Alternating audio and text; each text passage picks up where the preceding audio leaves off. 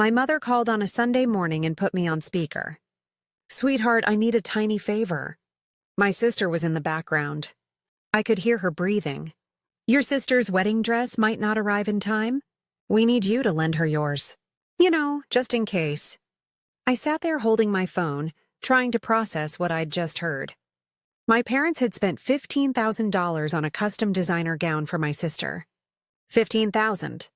And now they wanted mine as backup. The dress I'd saved for. The dress I'd paid for myself. The one I wore on the happiest day of my life.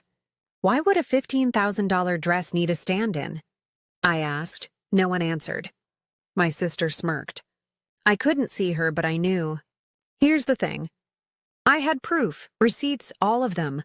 And by the time this was over, that dress would be the least of what they lost. Where are you watching from? And what time is it there? Drop a comment. Hit subscribe if you want to see how this ends, because it gets worse before it gets better. Let me back up. I've always been the practical one. My sister, the golden child. When she turned 16, my parents bought her a car. $12,000 paid in full.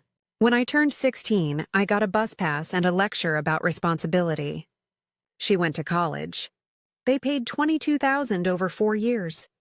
I went to community college and worked 2 jobs. Paid every cent myself. When she moved out, they covered her first and last month's rent. $8,000. I moved in with my now husband and scraped together our deposit from tip money. 3 years ago, I got married. It was small, beautiful. Everything I wanted. My parents contributed $500 and complained I didn't invite enough of their friends. My wedding dress cost $1,200. I found a local designer and saved for 6 months. It was ivory silk with lace sleeves, custom fitted. Perfect. I kept every receipt, every Venmo transfer, every bank statement. Not because I'm petty, because I've been gaslit my whole life about fairness. "We treat you both the same," my mom used to say. The numbers said otherwise. So when she called that Sunday and asked for my dress, I already knew what this really was. It was never about fabric. It was never about backup plans. It was about control. And I was done being controlled. If you've ever been the responsible one while someone else got everything, drop a bow emoji in the comments. You'll get why this hurt. So, the phone call. "We just need it for a few weeks," Mom said. The designer said there might be a delay. "You're basically the same size," my sister added. Her voice was sweet, poisonous sweet. "It's just sitting in your closet anyway. It's not like you're using it." I took a breath. "That dress is not available." Silence. Then my mom's tone shifted. "After everything we've done for this family, you can't do this one thing?" I almost laughed. Everything they'd done. For this family. I said no. "You're being selfish," my sister said. "This is my wedding. The biggest day of my life. And you won't even help me." "You have a $15,000 dress on the way," I said. "You don't need mine." "We don't know if it'll get here in time," Mom snapped. "Then you should have ordered it sooner." My dad's voice came through. He'd been quiet until now. "We'll talk about this later," he said. It wasn't a suggestion. "There's nothing to talk about," I said and hung up. My hands were shaking. My husband looked at me from the couch. "You okay?" "No," I said. "But I will be." I didn't know how right I was. And I didn't know how fast later would come. 2 days later, I came home from work. My key didn't work. I tried again. Nothing. I went down to the building super. He looked uncomfortable. "Your parents called," he said. "They're on the lease, right?" "They said there was a safety issue. They asked for the spare key." My stomach dropped. "My parents aren't on my lease." He shrugged. "They said they co-signed." I gave them the key this morning. I ran back upstairs. He let me in. I went straight to the closet. The dress was gone. The hanger was on the floor. I stood there staring at the empty space and felt something crack inside me. Then I checked Instagram. My sister had posted a story 20 minutes earlier. A photo of a garment bag. 2 garment bags, actually. The caption read, "Plan A and Plan B, covered either way." Heart emoji. Bride emoji. I called my mom. Voicemail. I called my dad. Voicemail. I called my sister. She answered and laughed. You should have just said yes. Then she hung up. My husband came home and found me sitting on the bedroom floor. Let it go, he said quietly. It's not worth the war. And for 1 hour, I thought he was right. I thought I'd lost. Then I remembered who I was. I pulled up my lease on my laptop. I read every line. There were 2 names on it. Mine and my husband's, no co-signers, no parental guarantors, nothing. We'd qualified on our own income 3 years ago. My parents had nothing to do with it. I called the landlord's main office. Hi, I need to confirm something. Do you have any record of my parents being authorized to access my apartment? The property manager checked. No. We show only you and your spouse as tenants. No additional key holders on file. Someone told the building super my parents were co-signers and got a spare key. There was a pause. That's a breach of protocol. I'm sorry. You'll want to file a police report. So I did.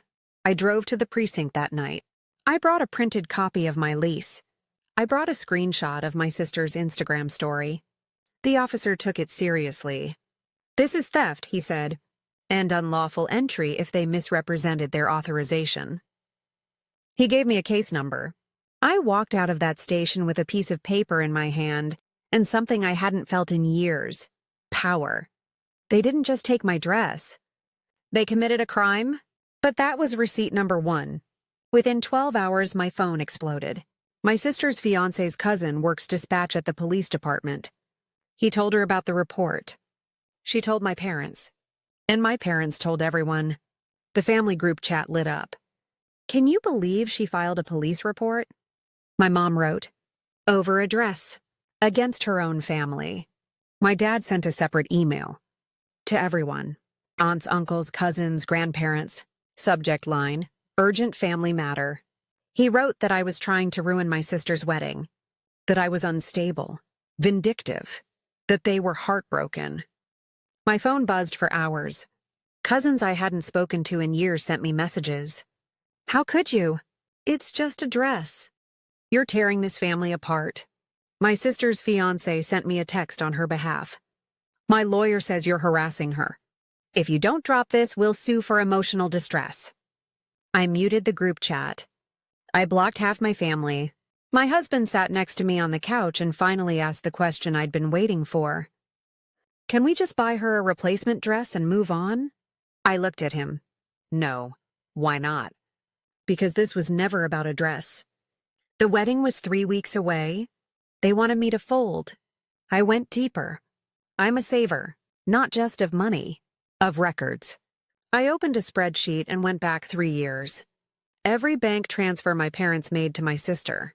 Every Venmo, every check memo I'd seen in forwarded emails. I color-coded it. Green for her, red for me. The numbers came together fast. College tuition assistance, $22,000. Car down payment, $12,000. First apartment, $8,000 in move-in costs, furniture, trips, emergency funds, the wedding dress deposit. Total to my sister over 3 years, $48,000. Total to me, $500. One gift, one time, my wedding. I found an old email my mom had sent me 2 years ago. I'd asked her why they paid for my sister's summer trip to Europe but not my textbooks. She'd written back, "We love you both the same. We help where help is needed." I screenshots that email. I put it right at the top of the spreadsheet. Then I added one line. Help where needed. 48,000 to one. 500 to the other. The disparity wasn't just unfair. It was grotesque. And now I had proof. Not feelings. Not complaints. Numbers. Cold. Clean. Undeniable. Receipt number 2. I needed to understand why. Not why they favored her. I'd known that my whole life. But why now? Why the dress? Why this fight? I called my grandmother. My mom's mother. She's been watching this pattern for decades and hates it. We met for tea. I showed her the spreadsheet. She nodded slowly. I was wondering when you'd finally see it. See what? She folded her hands. Your parents are redoing their will. They're leaving the house to your sister. I blinked. The house is worth over $600,000. 620 last appraisal, Grandma said. Why? Because you're stable. Good job, good marriage. You don't need help. She said it like she was quoting someone. And she does? That's what they think. She'll need it more, they said. You'll be fine. I sat back. It clicked. The dress wasn't about the wedding. It was a loyalty test. If I gave them the dress, I'd prove I'd stay quiet, that I wouldn't fight, that I'd accept being erased from the estate without a word. Obedience equals complicity. Grandma reached across the table. I'll testify to this if you need me to. Under oath. I looked at her. I might. Now I knew exactly what to do. I wasn't angry anymore. Anger is hot and messy. I was cold, precise. I hired a family law attorney the next morning. 1 consult, flat fee, $200. I didn't want to contest the will. Not yet, maybe not ever. I just wanted boundaries, in writing, enforced. The attorney drafted a cease and desist letter. It named the theft, the unlawful entry, the harassment via group text and email. It attached the police report. It gave them 72 hours to return the dress or I'd press formal charges. Then I wrote my own letter. Calm, factual, no accusations. Just numbers. I attached the financial spreadsheet. I attached my grandmother's signed statement about the will. I sent it to every single person my dad had emailed. 48 people. Subject line. For the sake of clarity. I didn't argue. I didn't beg. I just presented the data and said, draw your own conclusions. Then I set the boundary. Dress returned by Friday, or I go no contact. Permanently.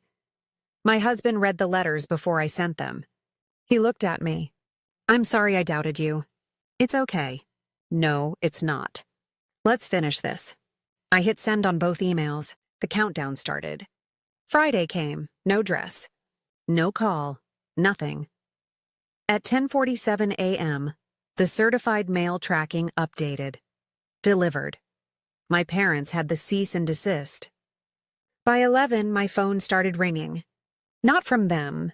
From my aunts. My cousin sent me a screenshot of the family group chat I'd muted. My Aunt Linda had written, I just read the financial breakdown. This is disgusting. Aunt Karen replied, 48,000 to 500? Are you kidding me? My uncle wrote, I knew something was off. My mom tried to defend it. We help where help is needed. She's always been fine on her own. Aunt Linda replied with one line. That's not love. That's neglect. At noon, my grandma posted on Facebook. Just one sentence. Fairness matters. Silence doesn't. She tagged my mom. By 1 p.m., my sister's future mother-in-law had seen the Instagram story. And the police report. She called my sister directly. My cousin told me later the conversation was brutal. You stole from your sister? For a backup dress you didn't even need? The fiancé got involved. He told my sister to return it. Immediately. He wasn't asking. At 6:15 p.m., my doorbell rang. My dad stood there. The dress was in his hand, still in the garment bag. He wouldn't look at me. Here, I took it. I checked inside. It was untouched. Then I handed him a manila envelope. Inside, a printed copy of the financial summary and a single-page letter. It said, no contact until you provide a written apology and complete family therapy. Boundaries are not negotiable. I didn't yell. I didn't cry. I just closed the door. My husband hugged me in the hallway. The dress was back. But I wasn't. My sister's wedding happened 3 weeks later. I wasn't invited. I didn't care. My husband and I went to a spa that day. Massages, facials, lunch by the pool. It was perfect. I heard through my cousin that the $15,000 dress arrived 2 weeks before the ceremony. Right on schedule. There was never a delay. The whole backup story was a lie. A power play. And it backfired. 2 of my aunts stopped going to family events. They told my parents they were ashamed. My grandma hosted Thanksgiving that year and made it clear. If my parents wanted to come, they had to apologize first. They didn't come. For 6 months, we had 0 contact. Then in month 7, I got a letter. It was stiff, clearly reviewed by a lawyer, but it was real. We acknowledge that our financial support has not been distributed equally. We recognize the pain this has caused.